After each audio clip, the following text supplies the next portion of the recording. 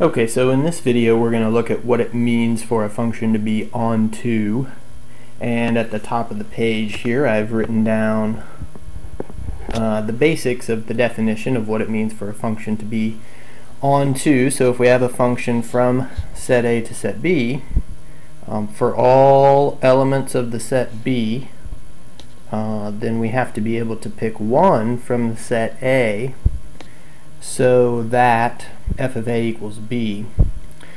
So if we take a little bit more informal approach to this, I think the key, most of the key to the definition is right here, right? Which kind of tells us that all the elements of B, all the elements of the codomain have to be used, right? If we were to look at any element we pick in the codomain, there would have to be one in the domain so that that x value from the domain corresponds to a y value in the codomain. So in other words, all the y values in the codomain get used. That's kind of our informal thought.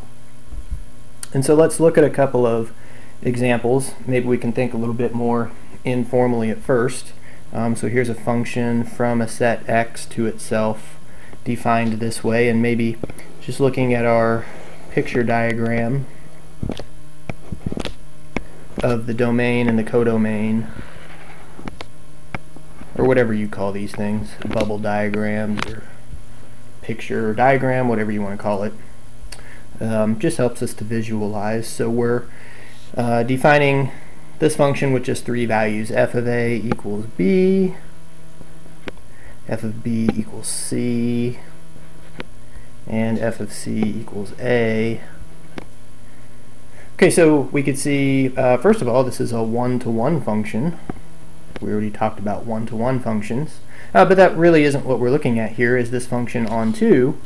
And the way to really verify this quickly with this picture is, did all of our values in the codomain get used, right? For all of the, if this is our set B, right, from our definition, our codomain, then all of the elements of B have a corresponding arrow coming to them, right? So we can go back and find the x value that corresponds to this y value. All the y values in the codomain got used, and so a lot of times you'll see that a definition of onto is that the range, remember the range is all the y values in the codomain that actually get used, and in this case that was all of them. So the range in the codomain are the same for a function that's onto. So let's look at another example. And again, I'm using the same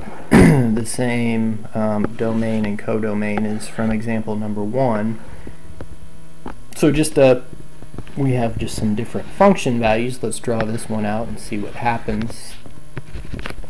Got ABC, ABC. So this time f of A is assigned to B, or I should say A is assigned to B, B is assigned to C, and C is also assigned to C. So just maybe worth pointing out, this function is not one-to-one, right? Because this y value is a result of two different x values. But also this function is not onto, because our range is just B and C. Right? The range is B and C, which is not the same as the codomain. Right? So the element A in the codomain never got used. So we could say something like this: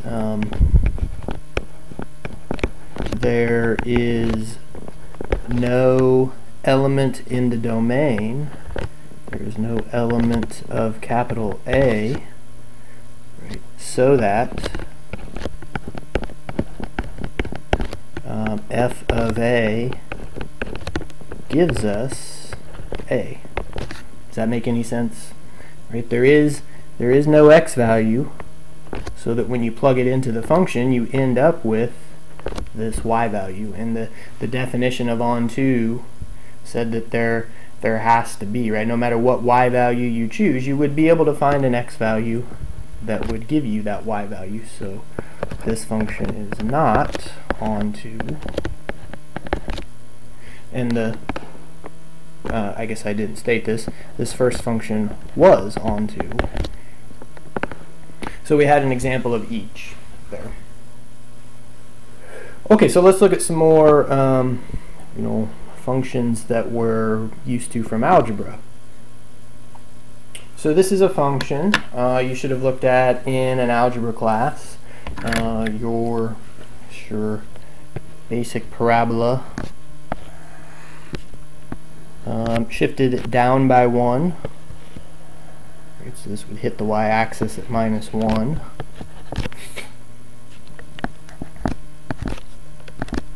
Something like that. And we notice that our domain is all real numbers. Right, makes sense. That's the domain of a quadratic function. And the codomain is -1 to infinity. Okay, well, it turns out that in this function, if we sketch the graph real quick, we can see that the range of this function is -1 to infinity. So in this case, we can see that the range of the function we're given matches the specified codomain. So this function should be onto, right? Should be onto. The range and the codomain are the same. And that's certainly one way to explain why this function is onto. But let's look at a little bit more formal verification. Let's go with this formal definition. Right? For all b's, for all elements b in the codomain, we should be able to select an element a from the domain so that f of a equals b. So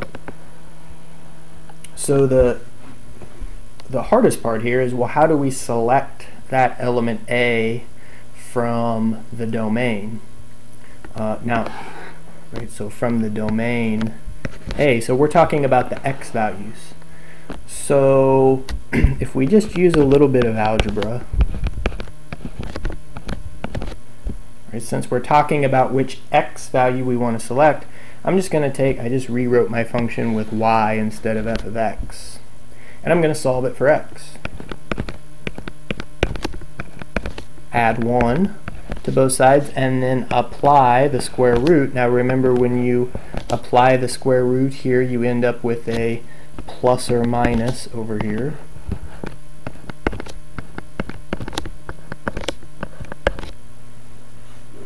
Okay, so if I want to end up with a y value according to this relationship, I've used a little bit of algebra and found that the x value is going to look like one of these two. So I don't think it matters necessarily which x value we choose.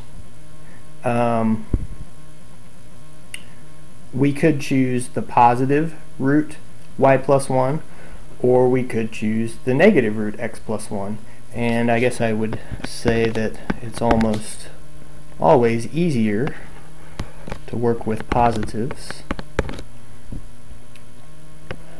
Right, so let's select that x value, and let's see if we can verify now. Let's see if we can verify that this function is onto. So according to our definition, we have to allow for all values b in the codomain. So let's say something like this: let little b be any real number in the codomain.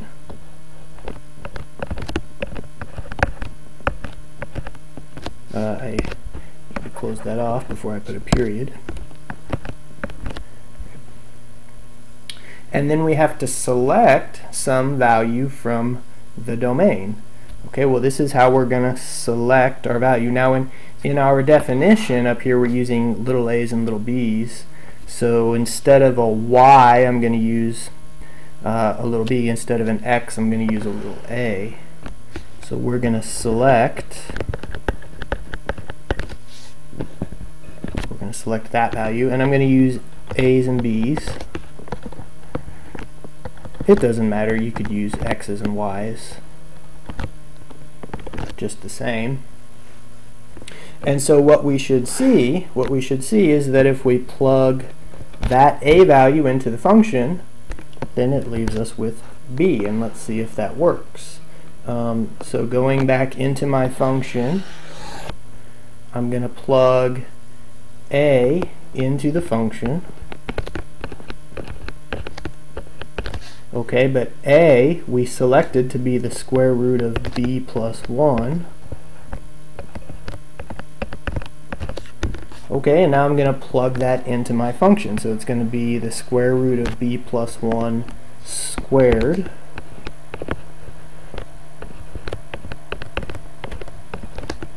minus 1. And of course when we square the square root, we get just b plus 1 and then minus 1, so the 1 and the minus 1 cancel out and we get b. Right, so that verifies, that proves that the function is onto.